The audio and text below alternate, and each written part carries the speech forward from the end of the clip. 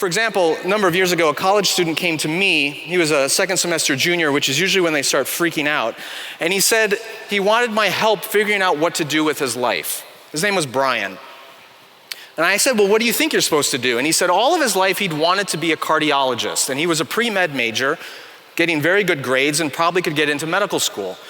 And I said, well, what's wrong with that? And he said, does the world really need another cardiologist? And I thought, if I'm having a heart attack, yeah, the world needs another cardiologist. I said, well, what do you think you're supposed to do? And he said, well, I wonder now if I'm really supposed to be a missionary. And again, I asked why.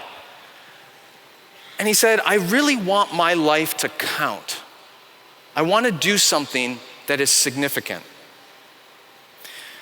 Brian came to me thinking his dilemma was one of vocation, but it wasn't.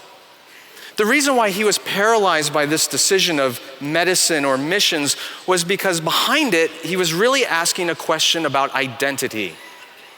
He thought that his entire life, his value, his significance, his identity would all be determined by this one decision about medicine or ministry.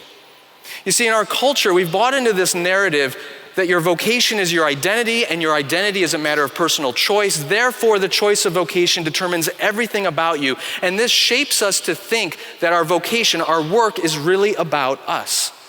It's about my identity, my value, my significance, my fulfillment. In a way, our culture has made us into vocational narcissists.